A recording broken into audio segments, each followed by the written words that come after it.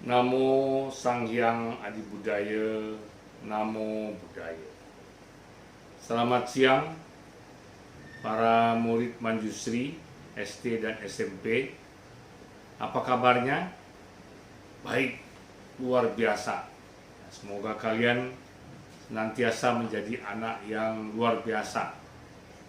Rajin, pintar, cerdas, terampil, kreatif, dan berperilaku baik. Berbudi pekerti, bermoral, tahu sopan santun, dan tahu tata krama. Nah, siang hari ini Romo kembali menjumpai kalian untuk storytelling. Nah, sudah beberapa kali storytelling. Hendaknya kalian bisa mengikuti storytelling dengan baik. Syaratnya, ikuti peraturannya, prosedurnya. Ketika bell of mindfulness berbunyi, dengarkan baik-baik. Breathing in, breathing out, ikut dengan sungguh-sungguh. Pada waktu Romo bercerita ini, mendengarkan, tidak melakukan kegiatan apapun selain mendengar. Nah, hari ini Romo akan cerita sebuah cerita klasik yang populer di Minangkabau, di Provinsi Sumatera Barat ini. Mungkin kalian sudah pernah dengar, tapi tidak ada salahnya kalian dengar lagi dengan sungguh-sungguh dan ambil hikmah dan maknanya. Romo akan cerita mengenai cerita si Malin Kundang, anak durhaka. Nah, kejadian ini dekat lokasinya dengan sekolah kita. Nah, ini legenda ya.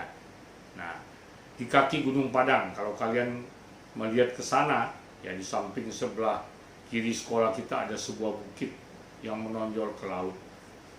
Itu adalah Gunung Padang. Nah, zaman dulu di kaki Gunung Padang itu banyak tinggal nelayan. Nah, demikianlah kisah ini dimulai.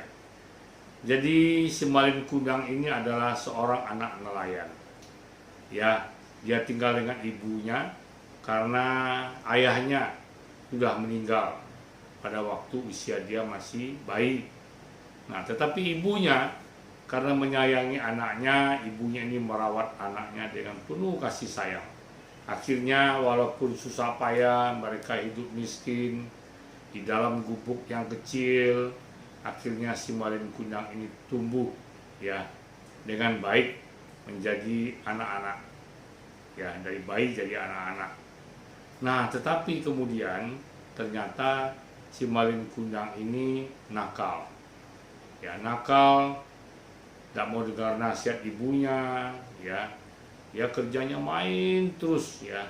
Sehingga pada satu hari ya, karena asik main-mainnya, ya lari sana lari sini, si Malin Kundang ini terjatuh dan ada luka di sini.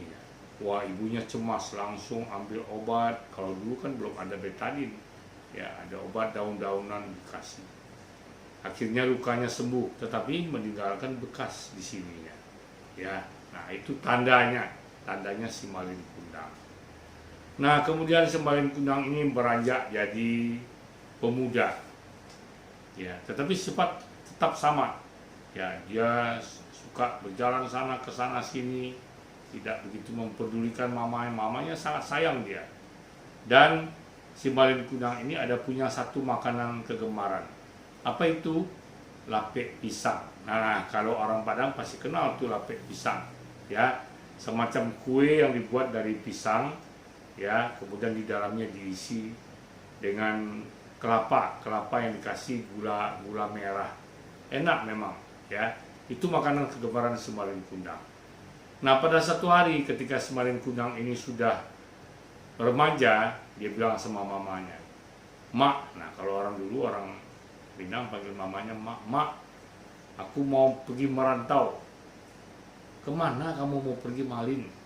"Aku mau ikut kapal itu, aku mau pergi berdagang," kata dia sama ibunya. "Janganlah, kan amak sudah tua, nanti kamu pergi amak siapa yang jaga?" Tapi si Malin Kundang ini tetap mau pergi.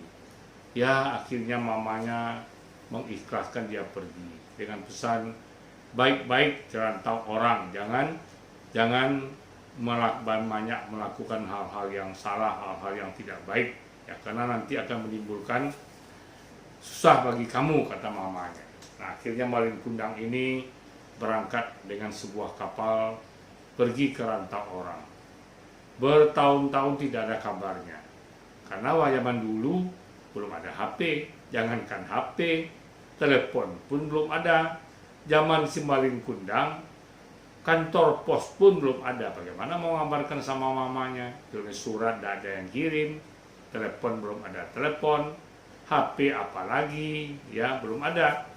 Nah, mamanya tunggu, mamanya di rumah selalu merindukan anaknya. Tiap malam mamanya berdoa semoga anaknya selamat ya, selalu berhasil. Nah, mamanya selalu berdoa siang dan malam. Nah, pada satu hari ya sudah sekian lama, sekian tahun, ya mungkin sudah 10 tahun lebih ya, sudah 20 tahun lebih, tiba-tiba di Batang Arau tadi, yang pelabuhan itu, masuk sebuah kapal besar sekali ya. Nah, kemudian tersebar berita itu adalah kapal si Malin Kundang. Si Malin Kundang, anak miskin itu, sekarang sudah jadi orang kaya. Dia sudah jadi saudagar ya, sudah punya kapal besar ya. Dan si Malin Kundang juga sudah punya istri yang cantik ya, karena dia orang kaya ya. Nah, ketika kapalnya merapat, teman-temannya lihat, ya betul tak si Malin Kundang? Nah, akhirnya mereka, wah pasti, karena apa? Karena ada bekas luka di keningnya. Tapi si Malin Kundang ini jadi sombong. Dia tidak mau peduli dengan teman-temannya. Nah, beberapa temannya yang baik lari-lari pergi ke rumahnya, bilang, mak, si Malin Kundang sudah datang, mak. Tuh, kapalnya besar. Waduh, mamanya senang sekali. Waduh, akhirnya sudah nunggu sekian puluh tahun, akhirnya anaknya pulang juga. Mamanya sekarang sudah menjadi semakin tua, sudah bungkuk. Kemudian mamanya ingat kegemaran tadi apa? Lapik pisang. Mamanya langsung ambil pisang buat lapik pisang.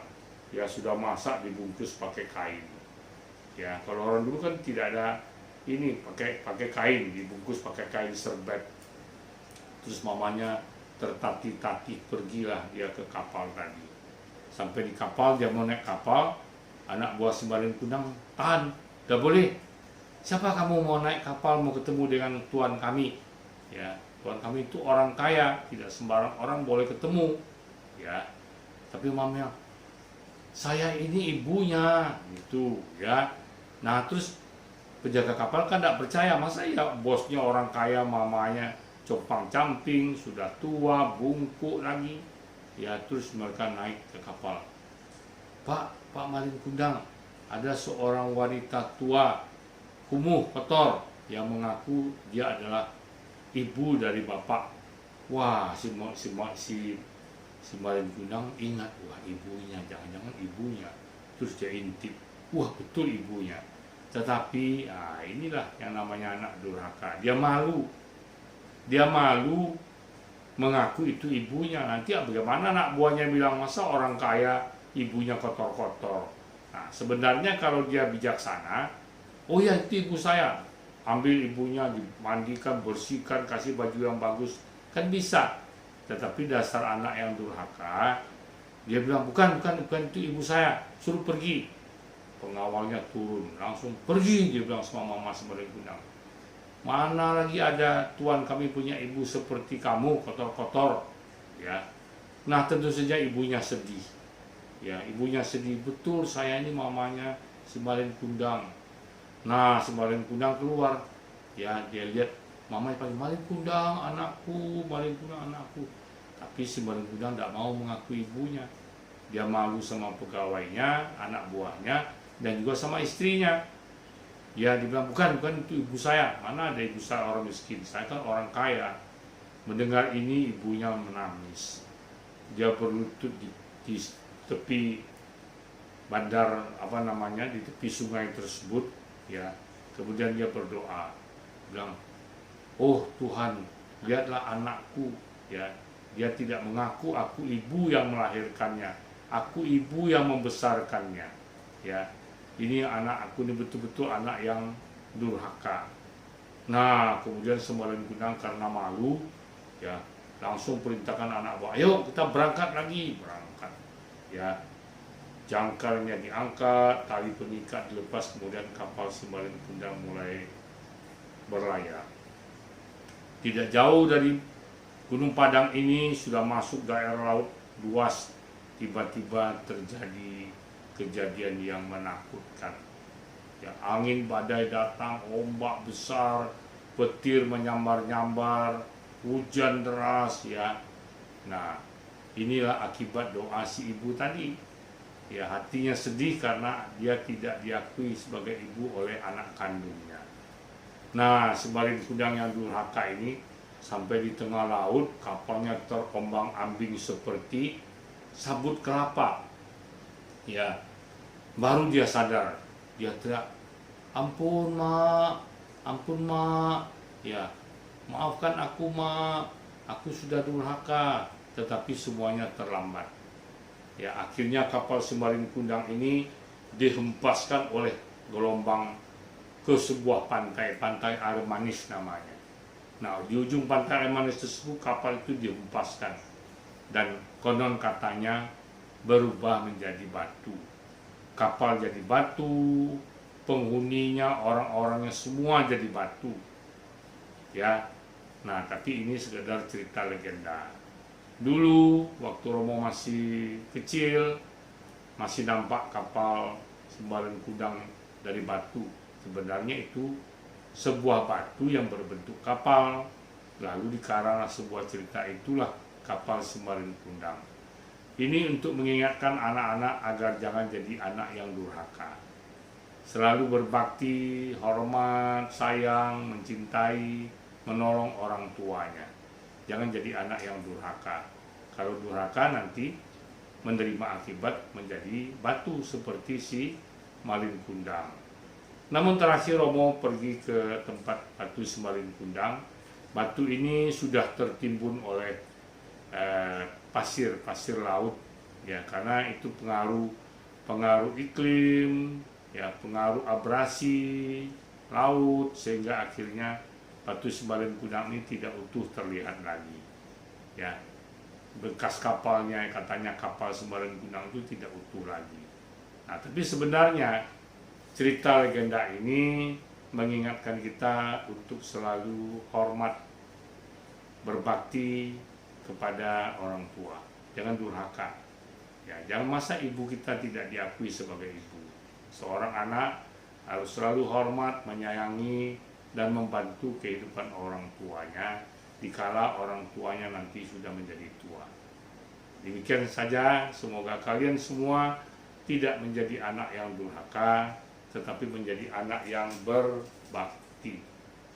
Demikian saja, semoga bermanfaat cerita ini, dan kita tutup dengan mengucapkan salam Namo Sang Hyang Adi Budaya, Namo Buddhaya.